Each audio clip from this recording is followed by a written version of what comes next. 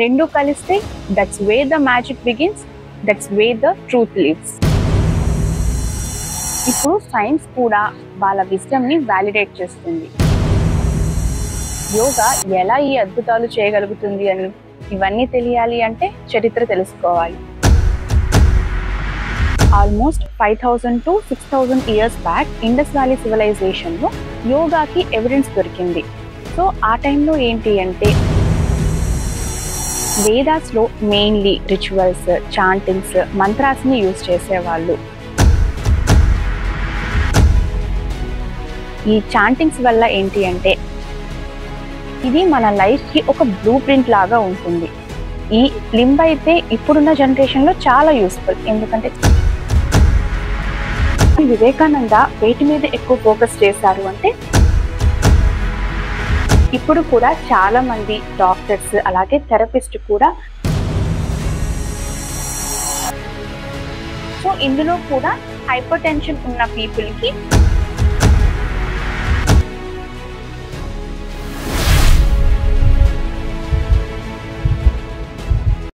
యోగా అనేది ఒక కన్ను లాంటిది. అది మనలో ఉన్న డీప్ ఇన్నర్ వరల్డ్ ని చూస్తుంది. ఆత్మజ్ఞాన, ఎమోషనల్ కంట్రోల్, మనశ్శాంతి. సైన్స్ అనేది మరొక కన్ను. అది బాహ్య ప్రపంచాన్ని చూస్తుంది. Like observation, experiments, logic. Yoga teachers us how to experience the life. Science explains how it works. రెండు కలిస్తే that's where the magic begins, that's where the truth lives. యోగులు యోగాని బ్లైండ్ గా ఫాలో అవ్వలేదు. వాళ్ళ డీప్ అనుభవంతో, రియల్ ప్రాక్టీస్ తో యోగాలో ఉన్న గొప్పతనాన్ని తెలుసుకున్నారు. ఇప్పుడు సైన్స్ కూడా వాళ్ళ విజ్డమ్ ని వ్యాలిడేట్ చేస్తుంది. యోగాలో ఉన్న ఈ మర్మాన్ని సైన్స్ ఇప్పటికీ వెతుకుతూనే ఉంది. యోగా ఎలా ఈ అద్భుతాలు చేయగలుగుతుంది అని, అలాగే ఎలా ఈ వ్యాధులు యోగా వల్ల తగ్గుతున్నాయి అని. ఎన్నో సంవత్సరాల కిందట మొదలైన ఈ విద్య లేదా వైద్య విధానం ఇప్పటికీ ఎలా కొనసాగుతుంది అని ఇవన్నీ తెలియాలి అంటే చరిత్ర తెలుసుకోవాలి.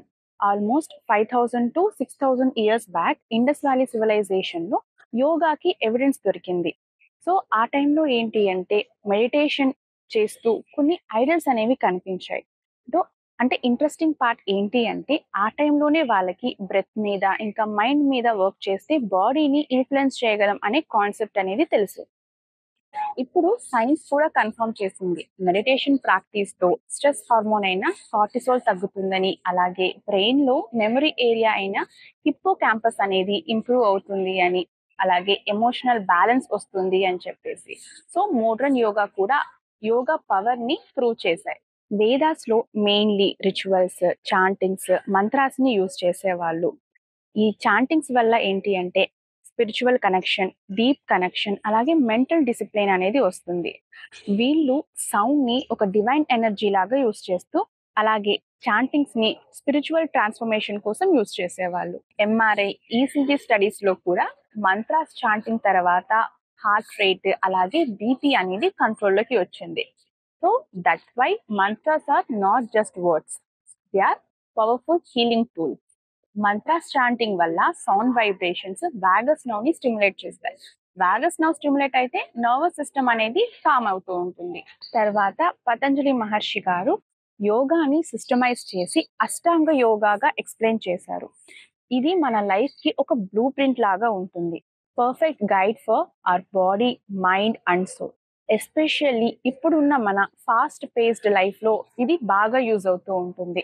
ఇందులో ఫస్ట్ లింబ్ యమ అంటే ఎథిక్స్. ఇందులో మనకి అహింస, సత్య, అపరిగ్రహ అంటే non violence, truth, non possessiveness. ఈ ప్రిన్సిపల్స్ వల్ల మనకి ఏంటి అంటే మెంటల్ స్టెబిలిటీ కోసం, అలాగే రిలేషన్షిప్స్ లో పీస్ ని మెయింటైన్ చేయడానికి, స్ట్రెస్ మేనేజ్ చేయడానికి ఈ ప్రిన్సిపల్ అనేది యూజ్ అవుతూ ఉంటుంది. సెకండ్లీ నియమ అంటే పర్సనల్ రూల్స్ అని. ఇందులో మనకి శౌచ, సంతోష, స్వాధ్యాయ అంటే సెల్ఫ్ స్టడీ, ప్యూరిటీ, అలాగే క్లెన్లీనెస్. దీనివల్ల మనకి ఏంటి అంటే మెంటల్ క్లారిటీ వస్తుంది, అలాగే పర్సనల్ గ్రోత్ కి హెల్ప్ అవుతూ ఉంటుంది. ఇంకా యాంగ్జైటీని, కన్ఫ్యూజన్ ని ఈ ప్రిన్సిపల్స్ అనేవి క్లియర్ చేస్తూ ఉంటాయి. థర్డ్ లింబ్ ఆసన అంటే ఫిజికల్ పోస్చర్స్ అని. సో దీనివల్ల మనకి మన బాడీకి స్ట్రెంగ్త్ అలాగే ఫ్లెక్సిబిలిటీ వస్తుంది. ఈ లింబ్ అయితే ఇప్పుడున్న జనరేషన్ లో చాలా యూస్ఫుల్. ఎందుకంటే చాలా మంది ఈ రోజుల్లో బ్యాక్ పెయిన్ అని, నెక్ పెయిన్ అని చాలా మంది సఫర్ అవుతున్నారు.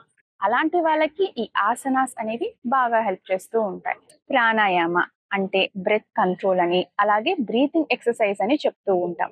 ఈ ప్రాణాయామ చేయడం వల్ల మన లంగ్ ఎనర్జీ అనేది ఇంప్రూవ్ అవుతుంది. బ్రీతింగ్ అనేది ఈజీగా అవుతూ ఉంటుంది.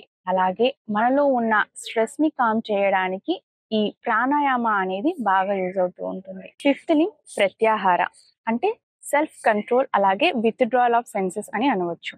అంటే ఇప్పుడున్న జనరేషన్‌లో డిజిటల్‌కి అలాగే సోషల్ మీడియా డిస్ట్రాక్షన్‌ని కంట్రోల్ చేయడానికి, మన మైండ్‌ని ఫోకస్డ్‌గా ఉంచడానికి ఈ లింబ్ అదే ప్రత్యాహార అనేది యూజ్ అవుతూ ఉంటుంది. సిక్స్త్ లింబ్ ధారణ అంటే కాన్సన్ట్రేషన్.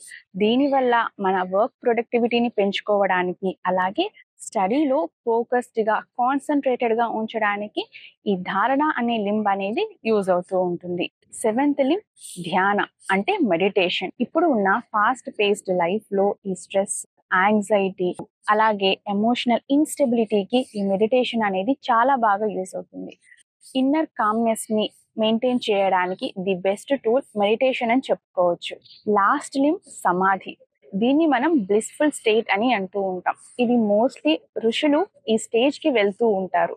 అంటే ఇది complete detachment state, blissful state అని అంటూ ఉంటాం. దీని తర్వాత మనకి మోడర్న్ యోగా అనేది స్టార్ట్ అయింది. మోడర్న్ యోగా మనకి 19th సెంచరీ నుంచి స్టార్ట్ అయింది. ఏన్షియంట్ యోగా ఏంటి అంటే ఇందులో మనకి మెయిన్‌గా డెప్త్, స్పిరిచువల్ కనెక్షన్, అలాగే మైండ్, సోల్, బాడీ ఇంటిగ్రేషన్ అనేది ఎక్కువగా ఉంటుంది. మోడర్న్ యోగాలో మనకి మెయిన్‌గా ఆసనాస్, రిలాక్సేషన్ టెక్నిక్స్, స్ట్రెచింగ్స్ వీటి మీద ఫోకస్ ఎక్కువగా ఉంటుంది.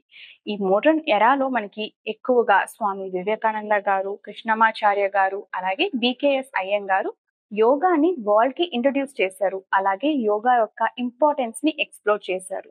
వీళ్ళలో Swami Vivekananda was the first person to introduce yoga to the western world అని చెప్పుకోవచ్చు. ఇంకా స్వామి వివేకానంద వేటి మీద ఎక్కువ ఫోకస్ చేశారు అంటే రాజయోగ మెడిటేషన్ మీద, అలాగే ఇన్నర్ ట్రాన్స్ఫర్మేషన్ మీద, ఇంకా మెంటల్ డిసిప్లిన్ మీద ఎక్కువగా ఫోకస్ చేశారు.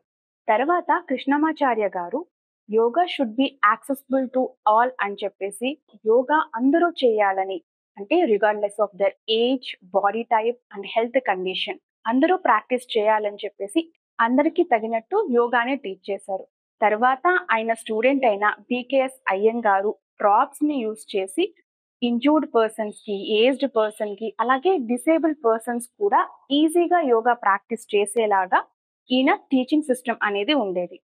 ఇప్పుడు కూడా చాలా మంది డాక్టర్స్ అలాగే థెరపిస్ట్ కూడా బీకేఎస్ అయ్యంగారి యోగా టీచింగ్స్ నే ఫాలో అవుతున్నారు. మనం ఇన్ని మాట్లాడుకున్నాం అంటే ఏన్షియంట్ టైంలో ఋషులు యోగాని ఎలా అర్థం చేసుకున్నారని, అలాగే వాటిని సైన్స్ ఎలా కన్ఫర్మ్ చేసింది అని, ఇంకా మోడర్న్ టైమ్స్ లో మోడర్న్ గురుస్ యోగాని ఒక హీలింగ్ టూల్ గా ఎలా మార్చారు అనేది తెలుసుకున్నాం. అయితే దీనికి ఎవిడెన్స్ ఏంటి అంటే రీసెర్చెస్. ఇప్పుడు యోగా అనేది ఓన్లీ ఫిట్నెస్ కోసమే కాకుండా ఒక హీలింగ్ టూల్ లాగా మారింది. అయితే చాలా రీసెర్చెస్ ఏంటి అంటే యోగా ఎలా ఈ హెల్త్ ని ఇంప్రూవ్ చేస్తుంది అన్న దాని మీద ఉన్నాయి. అయితే ఆ రీసెర్చెస్ ఏందో ఒకసారి చూద్దాం. సో మనం రీసెర్చ్ పేపర్స్ ఒకసారి చూద్దాం. సో ఇందులో మనకి ఒక రీసెర్చ్ ఏంటి అంటే complementary therapies in clinical practice journal వీళ్ళు పబ్లిష్ చేశారు. వీళ్ళు పీసీఓఎస్ ఉన్న విమెన్ లో 12 వీక్స్ యోగా ప్రాక్టీస్ చేసిన తర్వాత రిజల్ట్స్ ఎలా ఉన్నాయో చూశారు.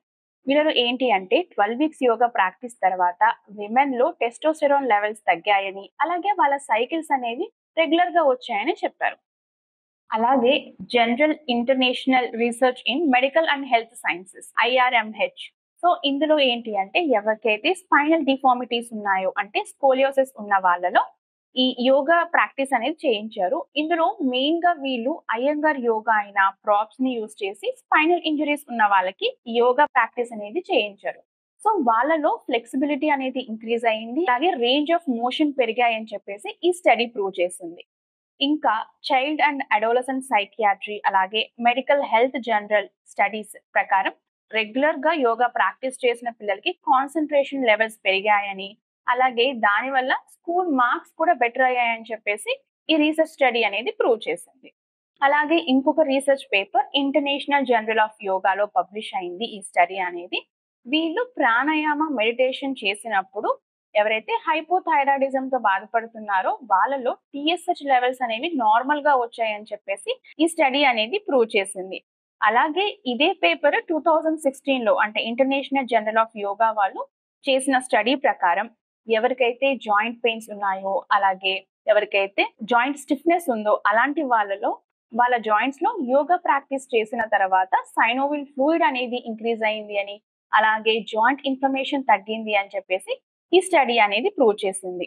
సో ఇంకొక రీసెర్చ్ పేపర్ వచ్చేసరికి American journal of hyper tension, ఇది 2014లో జరిగిన ఒక స్టడీ. సో ఇందులో కూడా హైపర్ టెన్షన్ ఉన్న పీపుల్ కి 12 వీక్స్ యోగా ప్రాక్టీస్ అనేది చేయించారు. సో వాళ్ళలో ఏం జరిగింది అంటే సిస్టోలిక్ బ్లడ్ ప్రెషర్ అనేది 4.5 mmHg తగ్గినట్లయితే డయాస్టోలిక్ బ్లడ్ ప్రెషర్ అనేది 3.5 mmHg అనేది తగ్గింది. సో అంటే యోగా అనేది బ్లడ్ ప్రెషర్ కంట్రోల్ కి కూడా యూజ్ అవుతుంది అని అర్థం. ఇప్పుడున్న ప్రపంచంలో మందులకి, సర్జరీస్ కి ఆల్టర్నేటివ్ గా యోగాతో తగ్గినవి చాలా ఉన్నాయి. Yoga is not just an exercise, it's a healing science, life style, అలాగే స్పిరిచువల్ డిసిప్లిన్. మన మైండ్ని, బాడీని, సోల్ని కనెక్ట్ చేసి ట్రూ హెల్త్ని అచీవ్ చేసే ది బెస్ట్ టూలే యోగా. సో మీకు హెల్త్ని న్యాచురల్గా రీగైన్ చేయాలి అంటే start your journey with yoga. One step today can lead to lifetime wellness. Thank you.